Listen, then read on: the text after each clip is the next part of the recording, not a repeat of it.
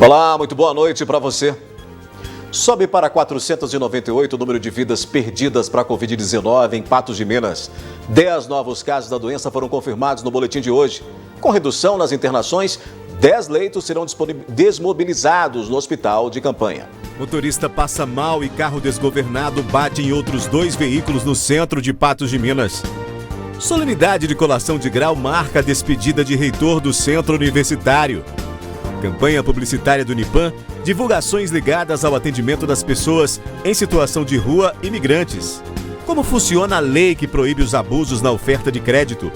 A importância da agricultura de precisão para o desenvolvimento do setor produtivo. Macro-região Noroeste avança para a onda amarela do Minas Consciente. Cemitério Santa Cruz é reaberto para visitação em Patos de Minas. Tem ainda a análise da notícia e muito mais informações a partir de agora no NTV News.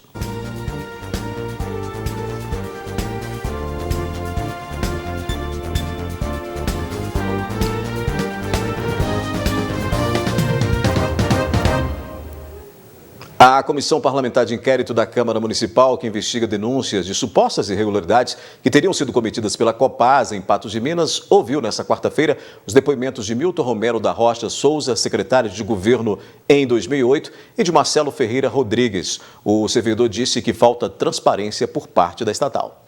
Foram ouvidos pela comissão Milton Romero de Rocha Souza, que foi secretário de governo em 2008, e o servidor de carreira Marcelo Ferreira Rodrigues. Dentre os pontos destacados pela presidente da CPI está a necessidade de se ter mais transparência quanto aos serviços prestados pela Copasa no município. A primeira é em relação ao contrato. As pessoas não fizeram parte do contrato, elas não sabem sobre o contrato e assim por diante. Já no depoimento do senhor Marcelo, pelo conhecimento técnico muito grande que ele tem, pelo conhecimento da cidade assim como um todo, e ele foi assim claro nas suas colocações, né? E uma observação que ele fez, que eu já estava percebendo isso, como eu afirmei aqui, é o seguinte: a falta, ou seja, a inexistência de prestação de contas da Copasa para o município. Pelo contrário, eu acho que a gente tem que conhecer realmente, os dados que a gente não teve acesso a ele e trabalhar tecnicamente, né? A gente fala só em cima da nossa percepção e da insatisfação. Por quê? Porque já existe constituído na sociedade, que é extremamente oneroso, né? O custo do esgoto, o custo da água, né? Mas a gente não tem uma planilha para saber o que ela gasta para a manutenção do sistema, dos investimentos, né? O depoente destacou ainda que, por vezes, foi proposto que o município fizesse a contratação de um órgão municipal para realizar o serviço de saneamento.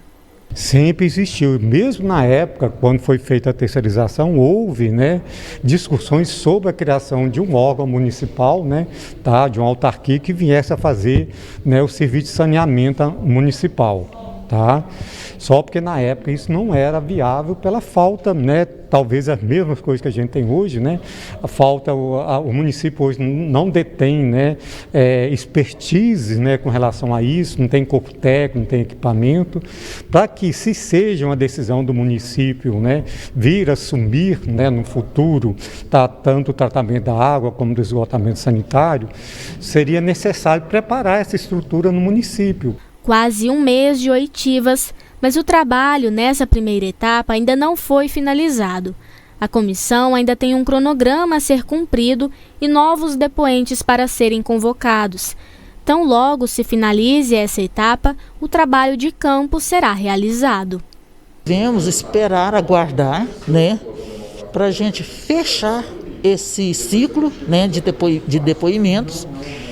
Agora, o outro ciclo é da investigação, análise de água, de esgoto, de quantidade que é tratado, do que não é tratado e assim por diante, No início da tarde desta quinta-feira, um motorista passou mal e provocou acidente envolvendo uma motoneta e um caminhão no centro de Patos de Minas. O acidente aconteceu ao meio-dia no centro de Patos de Minas.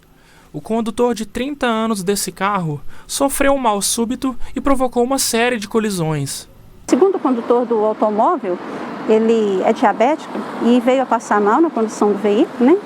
E ficou por alguns instantes acordado, o que causou aí essa situação, né? Ele esbarrou no caminhão, na motocicleta que se encontrava estacionada e terminou lá no poste, né? O motorista convergia da rua Major Gotti para a rua Tenente Bino no momento em que apagou. Isso, descer pela Major Gotti em direção à praça. E aqui já nessa curva, aqui próxima à Praça Antônio Dias, que ele começou a passar mal e perdeu o controle do veículo. Nenhum veículo ou pedestre estava no local no momento das colisões e com o acionamento do airbag, o motorista não se feriu. A motoneta ficou com o farol traseiro danificado e o caminhão sofreu apenas avarias leves. Já o veículo do motorista ficou bastante danificado. Entretanto, ele foi liberado por estar com a documentação e a carteira de habilitação em dia. Depois do intervalo aqui no News, Clube Empresa é aprovado na Câmara dos Deputados. Campanha publicitária do Unipan, divulgações ligadas ao atendimento das pessoas em situação de rua e imigrantes. E solenidade de colação de grau marca a despedida do reitor do Centro Universitário.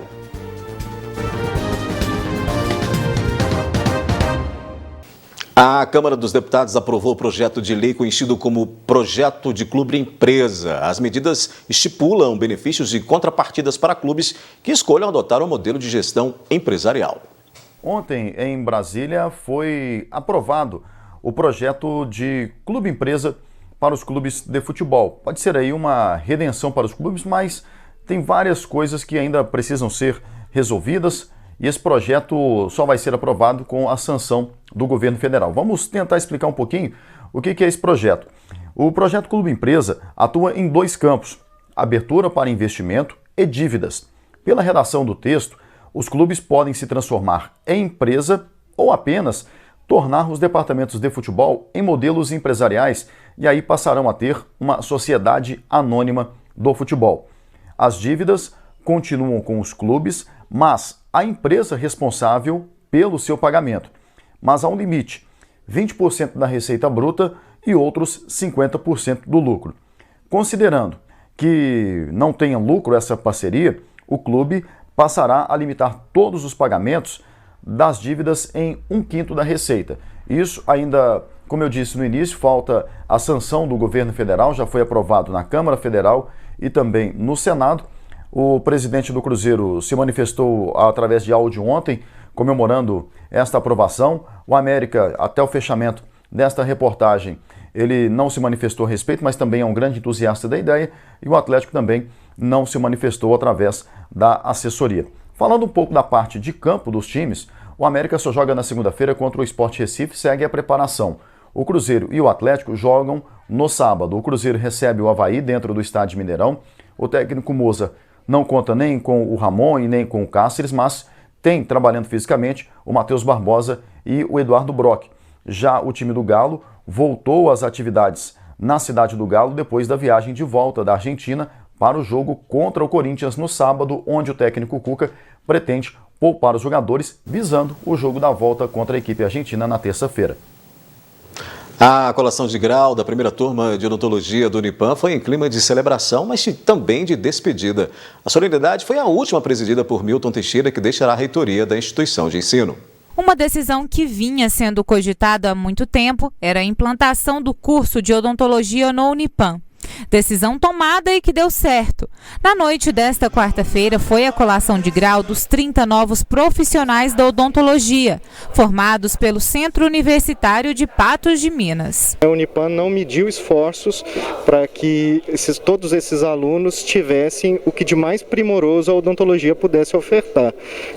A própria estrutura do Centro Clínico Odontológico, nós temos lá um prédio de 12 mil metros quadrados, onde diversas atividades clínicas e pré-clínicas são desenvolvidas, além de contarmos, além dos alunos poderem usufruir de um campus muito completo no que diz respeito à formação de ciclo básico desses alunos.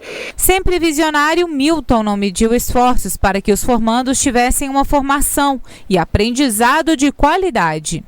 Nosso centro odontológico é uma referência não em Minas, é no país.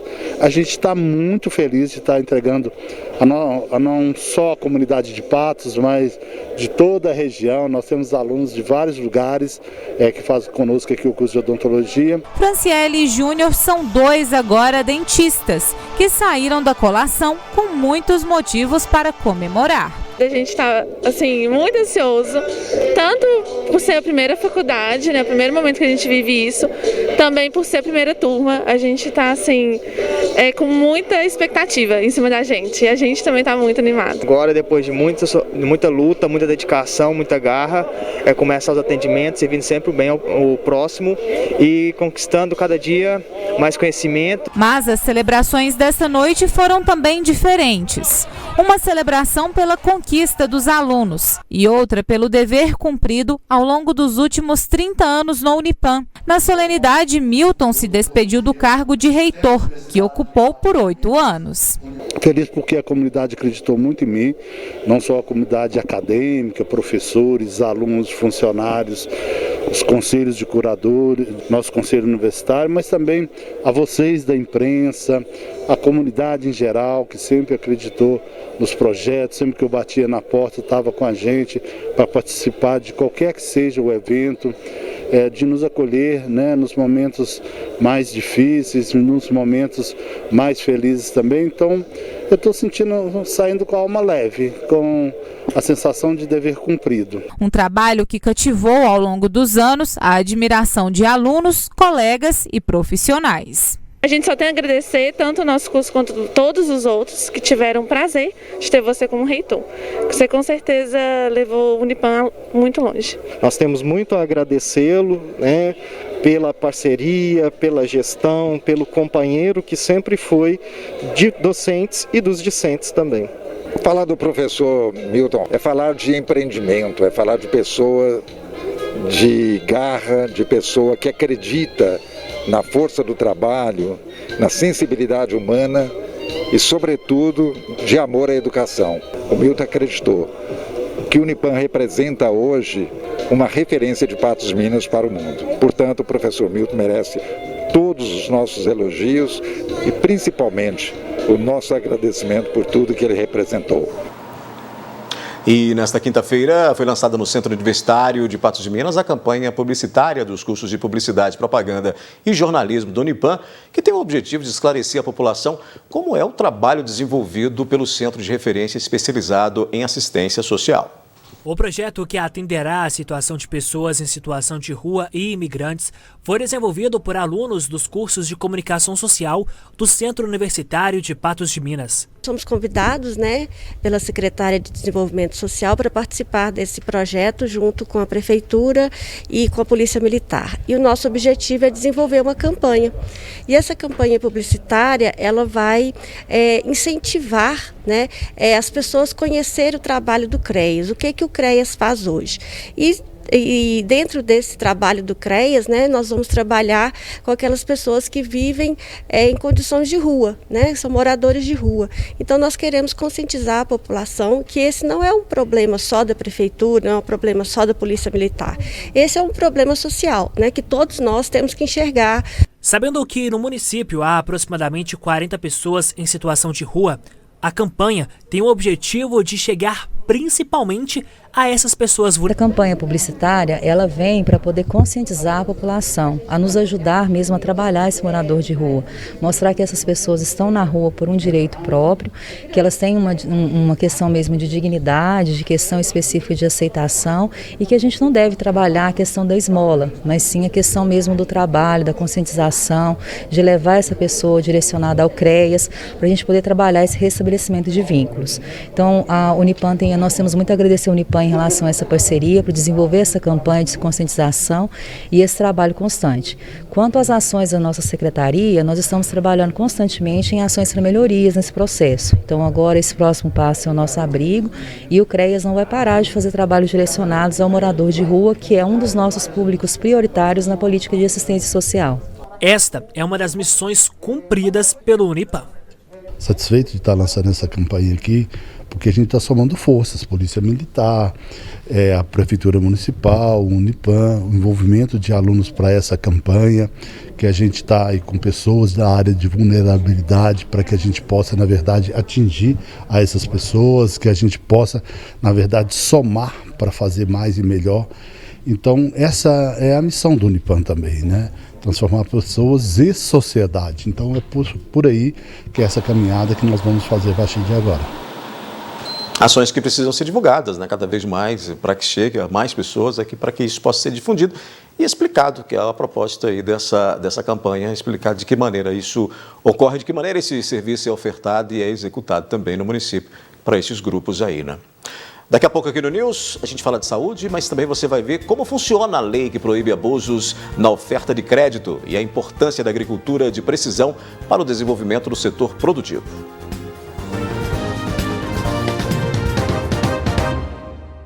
Entrou em vigor no início do mês uma lei que atualiza o Código de Defesa do Consumidor e traz uma novidade: regras para evitar o superendividamento. Entre as medidas estão a conciliação e instrumentos para conter abusos na oferta de crédito. Otacília, de 79 anos, está atolada em dívidas. Empréstimos consignados e faturas do cartão de crédito chegaram a comprometer mais de 80% da renda da aposentada. Até adiantamento do 13º salário ela pediu. Só vai voltar a receber o benefício em 2023. O processo das minhas dívidas foi cartão de crédito e também empréstimo no banco. Eu tenho 2 filhos que vivem na minha companhia e que dependem de mim. O assédio do banco foi tão grande que a aposentada continuou a contrair novas dívidas. Era cobrança, cobrança, cobrança e outra. Quando a gente ia começando a chegar quase ao fim, eles falavam, tem um dinheiro para você. Eu ia lá e pegava de novo, quando eu ia ver era empréstimo de novo. Nos últimos 3 anos, cresceu o número de idosos superendividados em mais 17% no país. 54% deles disseram que não conseguiram ou atrasaram o pagamento de alguma conta nos últimos 6 meses, como mostra um levantamento da Confederação Nacional dos Dirigentes Lojistas. Entre os principais motivos para o endividamento estão a redução da renda ao se aposentar e a falta de planejamento financeiro. Mas com a crise econômica e o aumento do desemprego, o idoso ainda precisa assumir mais gastos. A solução encontrada é fazer mais dívidas para ajudar a família. Muitos familiares ainda dependem da ajuda financeira desses idosos. Ainda a necessidade de manter a família dentro de uma renda reduzida, e aí, muitas vezes, o assédio de empresas que vêm ofertando o crédito consignado, que parece ser uma facilidade para o idoso, mas, na verdade, acaba colocando ele num ciclo vicioso de endividamento. Para evitar que essa parte da população fique cada vez mais superendividada, foi sancionada uma nova lei pelo governo federal que altera o Código de Defesa do Consumidor. A norma aumenta a proteção daqueles que já contraíram muitas dívidas e não conseguem quitá-las, além de outros mecanismos para conter o abuso dos bancos nas estratégias de oferecer crédito fácil para contrair e difícil para pagar. Nós temos 2 trabalhos aí. Primeiro é o trabalho da prevenção, como eu já disse, se você diminuir o assédio, se você fizer uma análise econômica e financeira antes de emprestar, você obviamente empresta com mais responsabilidade, com mais clareza, e isso certamente vai diminuir essas incidências.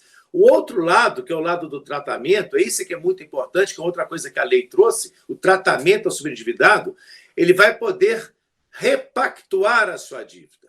Nós tínhamos até então uma dificuldade, porque o direito de renegociar não era direito.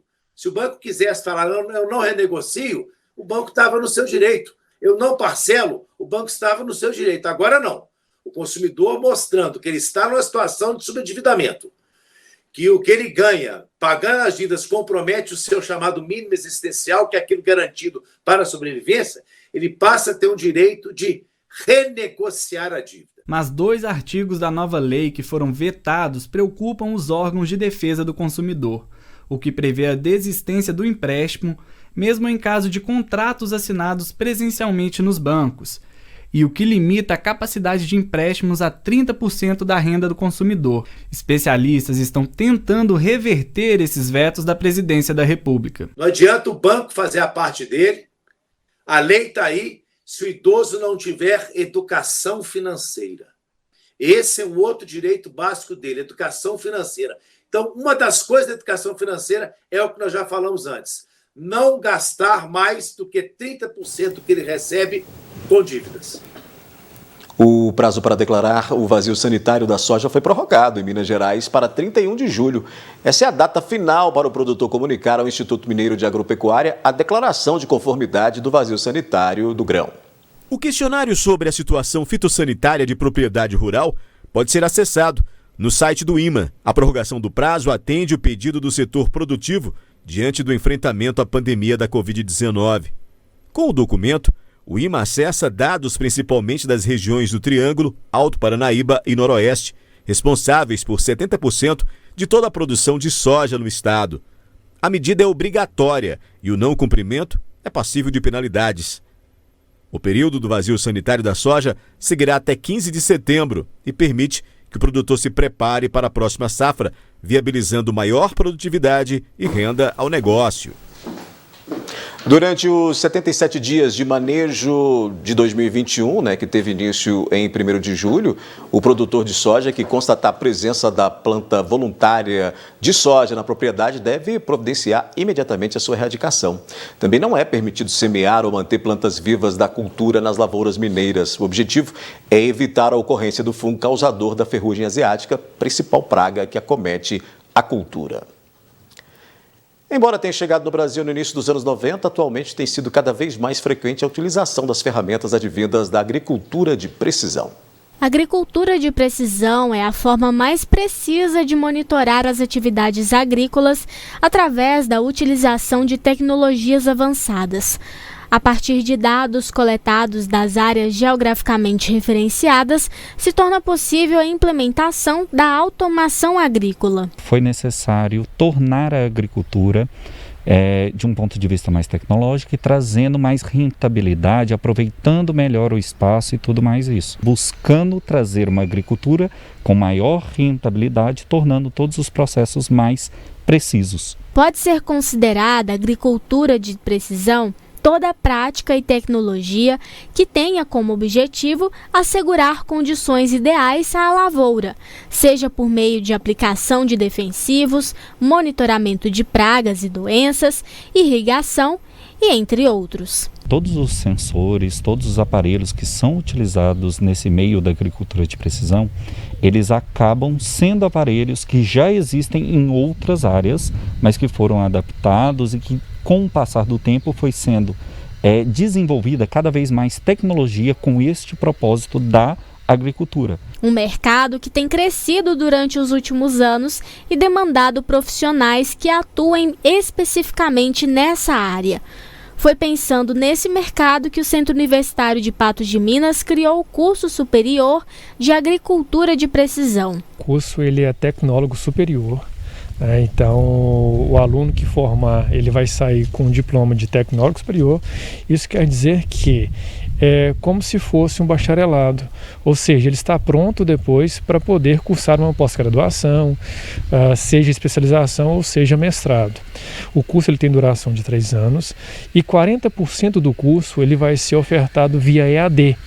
Isso quer dizer que os outros 60% aulas práticas laboratoriais. Atualmente há uma grande demanda cada vez mais por mais tecnologia, por mais inovação, buscando sempre ali criar novos produtos, trazer fartura à mesa sem precisar desmatar mais, sem precisar gerar grandes estragos no meio ambiente, aproveitando de uma maneira mais eficiente aquele espaço que nós já temos, junto com toda a tecnologia que nós dispomos.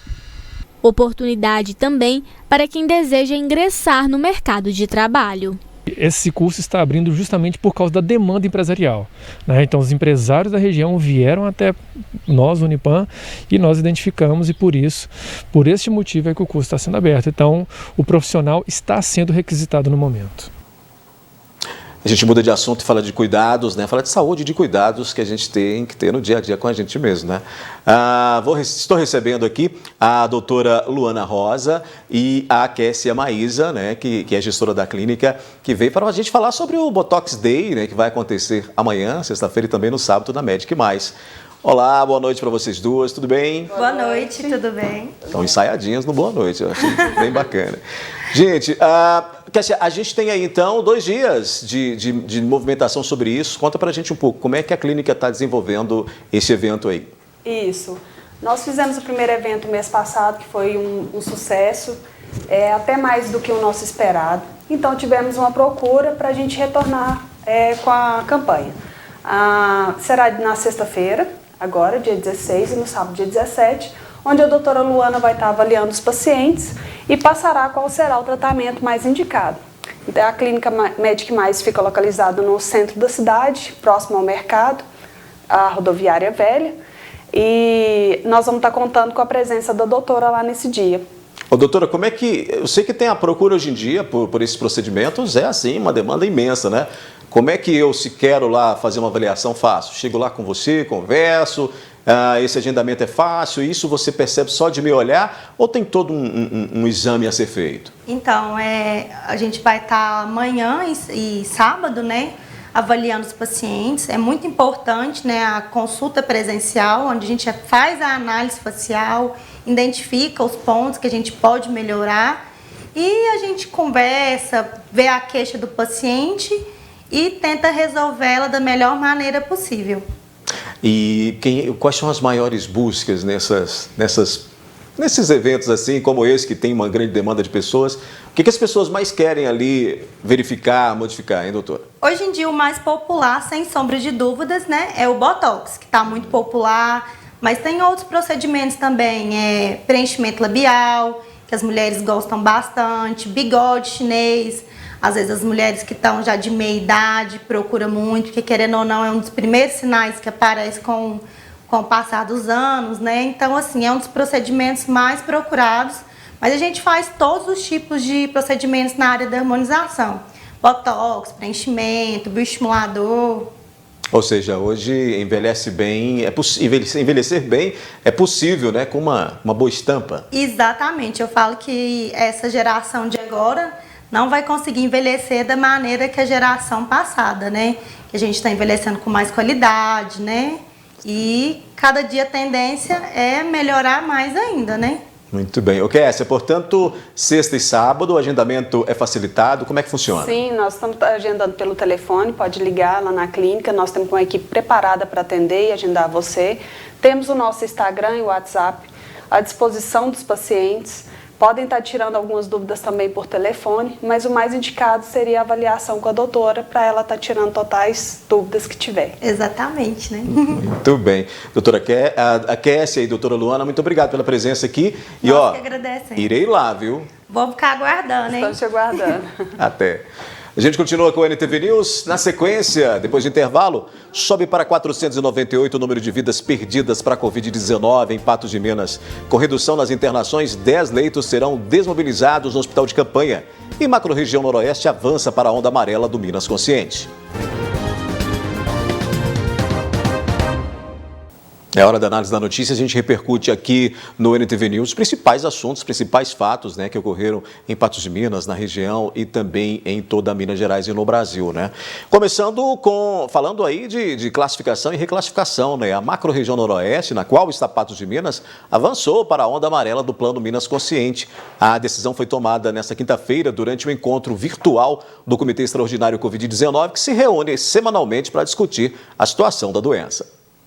De acordo com o Estado, a melhora de todos os indicadores da Covid-19 em Minas Gerais levaram à fase de maior controle da pandemia desde o início do ano. A taxa de incidência que mede a circulação do vírus na sociedade caiu 23% nos últimos 14 dias e é a 8ª menor do país. Já a confirmação de síndrome respiratória aguda grave, provocada por Covid-19, chegou a 58% na última semana, o menor número desde janeiro. A mortalidade por faixa etária também apresentou uma queda expressiva na população com mais de 60 anos, grupo mais vulnerável à doença. Em janeiro, o acúmulo de óbitos nesta faixa etária era de quase 90% e agora está em 60%. Além da macro-região noroeste, que agora está na onda amarela, o grupo também aprovou a evolução da sudeste para a onda verde do Minas Consciente e da norte e sul para a onda amarela. Agora, 12 das 15 localidades estão atualmente em ondas mais flexíveis. Apenas 3 regiões se encontram em onda vermelha, mas nenhuma delas possui a classificação de cenário epidemiológico e assistencial desfavorável, o que inviabilizaria, por exemplo, a volta às aulas. As mudanças entram em vigor a partir de sábado. Pois é, desde a semana passada que a gente tem visto essa modificação aí no cenário de Minas Gerais, né? Dando uma olhada no mapa das regiões de saúde, nós podemos perceber, vamos colocar aí na tela o mapa, que as macro-regiões noroeste, que já citamos aqui, né? E também a sul, progrediram aí para a onda amarela, estão em onda amarela, se juntando, portanto, a centro e também a centro-sul, Jequitinhonha, leste, norte, oeste e Triângulo do Norte, né? Que estão nessa mesma classificação. Nos extremos do mapinha aí, é possível ver, a gente percebe que apenas as regiões leste do sul, nordeste e Triângulo do Sul foram mantidas aí na onda vermelha. A sudeste evoluiu para a onda verde e Vale do Aço permaneceu nesta classificação, que é a menos restritiva do Plano Minas Consciente, né? A micro-região de Patos de Minas já está na onda amarela, agora está a macro, né? Mas a micro já está na onda amarela e até o fechamento dessa edição, o Estado ainda não tinha divulgado se ocorrerá a reclassificação de onda para a nossa micro, que poderia, por exemplo, ir para a onda verde, né? Diante desse cenário aí de Minas que a gente viu aí nesse mapa. E, como eu disse, desde a semana passada, há uma movimentação realmente aí no Estado, os números, né, essas estatísticas aí que o Estado vai acumulando, vai aí contabilizando ao longo do tempo, possibilitaram, né, de acordo com os dados divulgados pelo Comitê Covid Estadual, que essas regiões aí poderiam estar aí evoluindo para ondas menos restritivas. Isso, os critérios basicamente são aqueles de ocupação de leitos hospitalares, números de contágios, né, da Covid-19, o que deixa claro, evidentemente, que há realmente uma redução, pelo que o Estado nos informa, em todas as regiões, né, em todos os 853 municípios, tem sido percebida essa diminuição de número de casos, de ocupação de leitos, como a gente mostrou aí na matéria, o que, volto a dizer, possibilitou aí essa mudança com menos restrições, com áreas que estavam em onda vermelha há muito tempo, inclusive aquelas com área vermelha, agora não estão mais, né, com áreas vermelhas aí em dificuldades, que é aquele momento de reclassificação para uma onda vermelha, quando aquela região ali está com dificuldade de leitos, o que não ocorre nesse momento no Estado, segundo os dados que a gente apresentou aí, que são dados publicados na tarde de hoje pelo governo de Minas Gerais, Secretaria de Estado de Saúde, né, e o Comitê Covid-19. Mas vamos aos números da Covid em Patos de Minas. Subiu para 498 a quantidade de vidas perdidas para a doença, está aí na tela o nosso boletim, né? Mais um óbito foi confirmado. Trata-se de uma mulher de 47 anos que faleceu ontem em decorrência da Covid-19. Os dados que estão aí na tela mostram também que mais 10 casos foram registrados em Patos de Minas, elevando, portanto, para 15.608 a quantidade de infectados desde o início da pandemia em Patos de Minas. A gente observa que a média de casos novos verificada aí no período entre 4 a 10 de julho ficou em 32,71. Essa média é sempre importante que ela seja menor, né? Pelo menos 49 patenses estão internados nas redes de saúde pública e privada, conforme o boletim mostra. 19 deles estão em leitos de UTI e 30 pacientes estão aí recebendo os tratamentos em leitos clínicos. O boletim mostra também que, ao todo, 328 doentes se recuperam em casa. E essa média aí também precisa diminuir. São pessoas que estão infectadas, tomara que não, mas podem aí fazer com que as ocupações de leitos subam. Os dados deste boletim também mostram, em comparativo com o de ontem, que 14.733 pessoas já conseguiram se curar da doença, indicando percentual de recuperação em 94,39% em Patos de Minas. A gente faz também o comparativo da ocupação hospitalar, né? Você vê aí que nós temos, entre ontem e hoje, 64 para 68, o total de internados aí, isso considerando toda a estrutura, né? Leitos clínicos ontem eram 37, hoje 40, leitos de UTI 27, hoje 28. Ali, quando você vai para a parte esquerda do seu vídeo, você vê que ontem nós tínhamos aí uma ocupação hospitalar em 80%, oscilou para 86%, para leitos clínicos públicos e privados. Nas UTIs, a ocupação também oscilou para cima, de 55% para 57%. Nos leitos públicos, a gente teve aí também uma oscilação, né? Os clínicos para baixo, porque tivemos aí de 44% para 40%, isso é bom. Os de UTI se mantiveram em 52% entre os boletins de ontem e de hoje. E, claro, isso aí vai possibilitando, eu vou mudar para cá para poder chamar um outro material, isso vai possibilitando uma melhora nessa situação aí da Covid-19. Não é momento da gente ficar aí tranquilo e sair por aí sem máscara, não se protegendo, mas é uma boa notícia no que diz respeito à ocupação hospitalar, que está menor, né? Nós tivemos um pico aí no mês de abril que assustou todo mundo, matou muitas pessoas, muita gente contaminada. De lá para cá, ao longo do tempo e com o avanço aí da vacinação, da imunização e talvez até da conscientização de muitas pessoas, essa evolução aí para leitos acabou reduzindo. E esse é um assunto que a gente trata agora, porque a Secretaria Municipal de Saúde de Patos de Minas irá desmobilizar pelo menos 10 leitos Covid nos próximos dias. Essa medida ocorre, segundo o órgão, diante da diminuição que a gente falou aqui nas internações que vem sendo registrado no hospital de campanha. O boletim epidemiológico mostra redução nas internações por Covid no hospital de campanha, apesar do número de diagnósticos ter sofrido elevação nos últimos dias. Nós estamos aí com uma queda, né, no número de internações, principalmente dos pacientes mais graves, em leitos de UTI, UTIs ficando aí com 50%, 60% de ocupação e ainda pacientes de fora, então os de Patos diminuiu bastante, mas ainda com casos aí, uma grande quantidade de casos novos, né, de pessoas infectadas com Covid que não estão indo para a internação. Então fica um alerta aí à população, mesmo as pessoas que já se vacinaram, pelo menos a primeira dose, mas continuar usando máscara e os cuidados. Para a gestora da saúde, esse cenário possibilita a desmobilização de leitos de UTI, que hoje atendem pacientes com a Covid. Quanto mais a vacinação avança, né, e menos casos graves a gente vai tendo, hoje nossa ocupação já está mantendo há muito tempo com 50%, 60% de pacientes, desses aí só uns 30 são de Patos, então atualmente Patos tem 30 leitos aí no hospital de campanha de UTI para Covid, e agora no início do mês a gente desmobiliza 10, então vai para 20 leitos de UTI para Covid e 10 leitos de UTI adulto com a entrada da Santa Casa. Então nós temos que pensar aí dos dois lados, né, diminuindo o Covid, mas a gente tem que dar assistência aí às outras doenças que também precisam de leite de UTI. A secretária avalia que a melhora na estatística da ocupação hospitalar se deve justamente ao avanço da vacinação contra a Covid. Nós estamos vendo isso, né? Nós temos o comitê macro-regional da Covid também, então não só em Patos, mas na região toda, em Minas Gerais, a sensibilidade aí com a vacinação da queda do número de internações, principalmente paciente grave, ela é vista em todo o estado. Esse avanço aí na vacinação, segundo a secretária, é responsável por essa diminuição, por essa retração nesses números aí da Covid-19. E então a Secretaria de Saúde já anunciando que 10 leitos serão desmobilizados e eles vão servir aí para atendimento de outras doenças, né? A Covid-19, durante essa pandemia, ela realmente fez com que o sistema de saúde fosse praticamente todo direcionado para esses atendimentos, porque realmente era isso que estava aí sendo o correto, né? O de imediato, né? O de agora, diante de tantos casos que a gente vem aí vendo e viu ainda mais aí nos picos dessa doença. De lá para cá, com a diminuição, o que o poder público entende? O que a Secretaria de Saúde entende? E foi o que a secretária disse.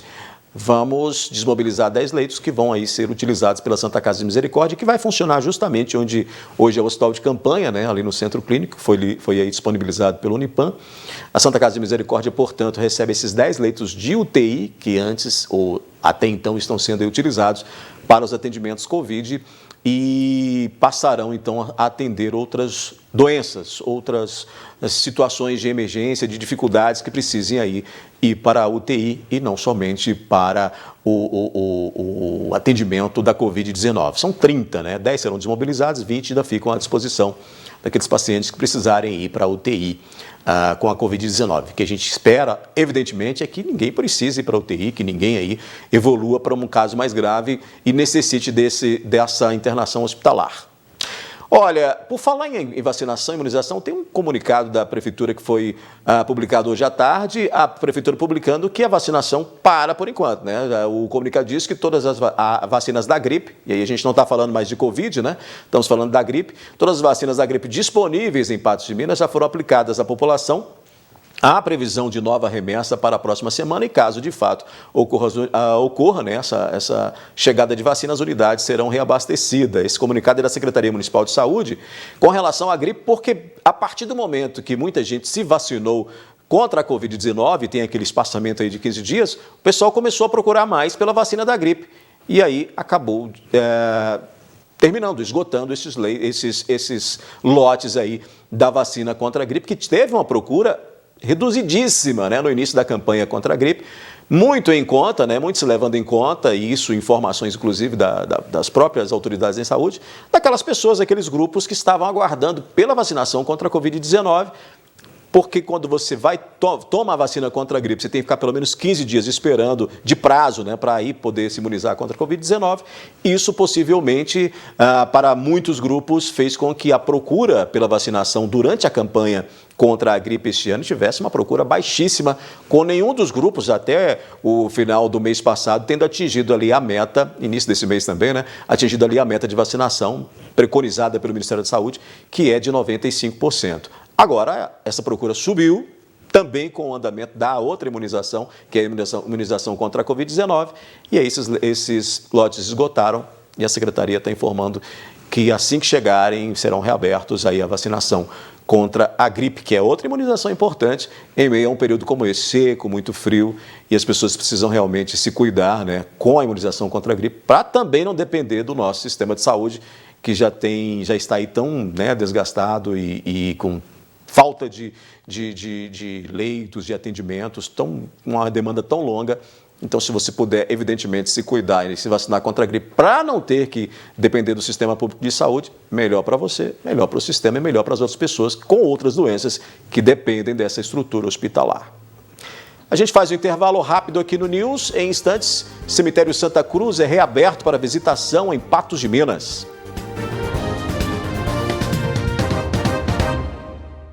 O cemitério municipal de Patos de Minas foi reaberto nesta quinta-feira após um longo período de fechamento devido à pandemia da Covid-19. Foram meses fechado, sem a permissão para que familiares pudessem visitar os jazigos de seus entes queridos. Em alguns locais, o aspecto era de abandono, devido à não permissão para organizar o local. Haviam grades em cima dos túmulos, flores caídas e outras levadas para outros locais pelo vento. E até mesmo buracos se formaram ao lado dos túmulos. Já no primeiro dia em visitação liberada, algumas partes do cemitério Santa Cruz já era possível ver sinais de novo. Caísa foi visitar o túmulo do pai, vítima das complicações da Covid-19. A gente é bom, né? Assim, a gente é muito triste, mas a gente gosta, assim, né? É bom vir, né? Fazer a visita, né? A saudade nunca vai deixar, né? De ter. A saudade permanece. Permanece. Já Júnior, sabendo da necessidade de regularização dos túmulos, aproveitou a oportunidade. A gente veio trocar o número do túmulo, o nome, porque a prefeitura pediu para trocar, que se não trocasse ele ia mudar e tirar tudo, né? A gente veio trocar. Com a reabertura, deverão ser seguidas as medidas determinadas necessárias de proteção e combate à pandemia da Covid-19. Essa foi uma das medidas tomadas durante a pandemia, que isso desde a gestão passada, né? Desde o ano anterior, que deixou muita gente impactada e um tanto quanto chateada, porque, né, não podia ali fazer a visitação, mas é uma medida sanitária necessária, né, para poder evitar maiores problemas com relação à Covid-19, inclusive no feriado, né, de visitação no mês de novembro, ali de finados, quando as pessoas vão levar flores, fazer orações. Não foi possível isso. E aí, portanto, ficamos aí com meses e mais meses, né, de fechamento aí para a visitação desse cemitério, que é aí com uma história muito grande, né, com diversas famílias de Patos de Minas que estão ali, né, diversos entes queridos, né, históricos ali, que todos os anos tem essa visitação. Infelizmente, essa medida sanitária barrou, né, por muitos meses aí, necessariamente, né, essas visitações ao cemitério Santa Cruz, e agora volta aos poucos a liberar essa visitação ali, portanto, com todos os cuidados que devem ser tomados. Evidentemente, precisa ter isso, né, para que possa voltar então aí a essa visitação. A movimentação primeiro dia ali foi tranquila, até porque as pessoas vão aí se reacostumando, né.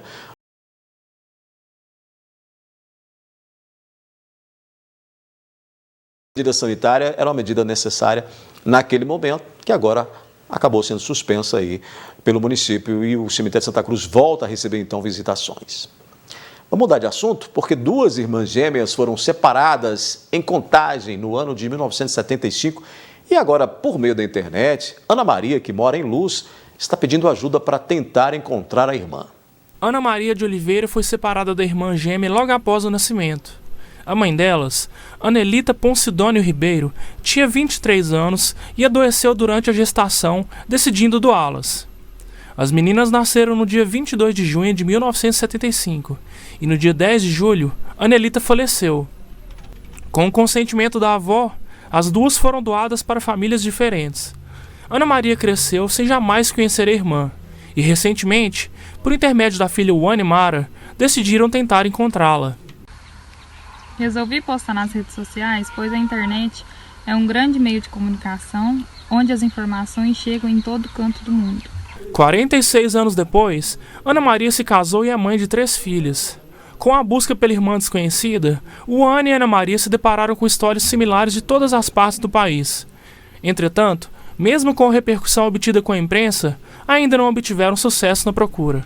Quando apareceram histórias parecidas com a minha, fiquei muito feliz, entusiasmada, mas ao mesmo tempo me preparando para uma resposta ao contrário.